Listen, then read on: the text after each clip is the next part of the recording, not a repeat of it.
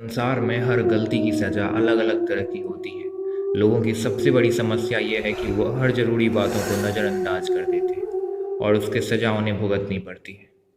यह कहानी है 21 वर्ष की अमित की, जिसने इतनी कम उम्र में ऐसे खौफनाक मंजर देख चुका है जो एक बुजुर्ग व्यक्ति अपने जीवन काल में शायद ही देखता होगा, क्योंकि इस तरह की घटना सैकड़ों में से किसी एक के साथ ही होती है। और आज अमित की उम्र पूरे 55 वर्ष हो चुकी है, और आज भी जब वो अपने बचपन की उस डरावनी चीज़ों को याद करता है तो उनके रोंगटे खड़े हो जाते हैं। तो आइए जानते हैं कि आखिर उनके साथ उस वक्त क्या हुआ था। ये बात बहुत पुरानी है। उस वक्त मेरी उम्र 21 साल थी और एक दिन मुझे अपने गांव से दूसरे गांव एक पूजा में जाना था, जहां भगवान शंकर की पूजा होने वाली थी।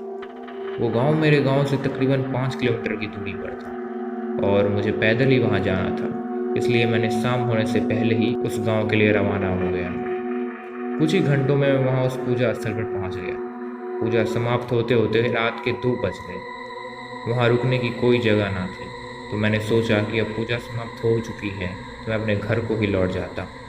मैं उसी वक्त रात के 2 बजे उस अंधेरे में घर की ओर चल दिया। मैं एक कच्ची सड़क पर चल रहा था, तभी मुझे सड़क पे कोई सफ़ेद साड़ी पहने हुए एक स्त्री दिखी। मुझे लगा शायद ये भी उसी पूजा स्थल से होके आ रही होगी।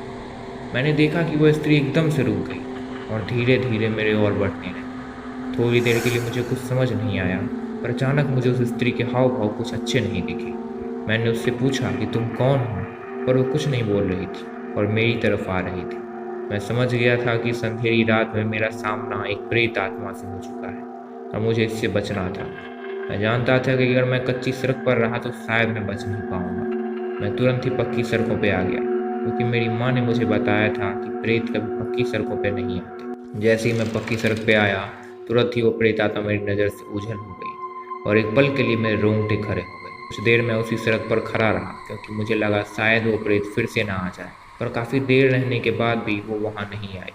तब मुझे लगा कि अब वो जा चुकी है और अब मुझे जल्दी से जल्दी घर पहुँच जाना चाहिए। अभी मैं थोड़ी ही दूर चला था कि फिर से मुझे अपने पीछे किसी की आने की आवाज़ सुनाई। मैं बहुत घबरा गया और मुझे डर लगने लगा कि अब मैं नहीं बच पाऊंगा। मेरे पैर तेज़ी से बढ़ने लगे और मैं डर से अपने पीछे देख नहीं रहा था कि कोई मेरे पीछे आ भी रहा है या नहीं। तभी मेरे आगे एक मंदिर दिखी जो फूस की बनी हुई थी। मैं जल्दी उस मंदिर में जाकर बैठ गया। मैंने वहाँ देखा कि कुछ मूर्ति है जो अजीब सी आकार की बनी हुई है और उस पर पीले रंग की सिंदूर लगी हुई है। जैसे ही मैंने उस मूर्ति को स्पर्श किया, मुझे अंदर से बहुत ही अजीब सा महसूस हुआ। मैं समझ गया कि यह मंदिर कोई ईश्वर की मंदिर नहीं, बल्कि एक शैतान पूजने की जगह है।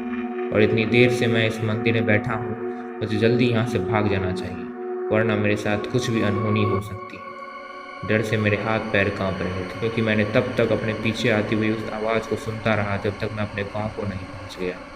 शायद वो आत्मा मेरा पीछा काफ़ी देर तक करती रही। मेरी किस्मत अच्छी थी कि मैं कुशलपूर्वक अपने घर को लौट आया, वरना मेरे साथ कुछ भी हो सकता था। मैं काफ़ी देर उस शैतान के मंदिर में बैठा रहा, जो मेरे जीवन की सबसे बड़ी भूल थी। वहाँ से लौटने के बाद मेरी शारीरिक क्षति तो नहीं हुई, पर मानसिक क्षति जरूर हुई। मैं रात भर हर दिन वही सोचता रहता था। मेरे सपनों में वही मंदिर ख्याल में आते थे और मैं गलती से भी उस मंदिर को दोबारा देखने नहीं गया कि आखिर वो मंदिर वहाँ थी कि नहीं।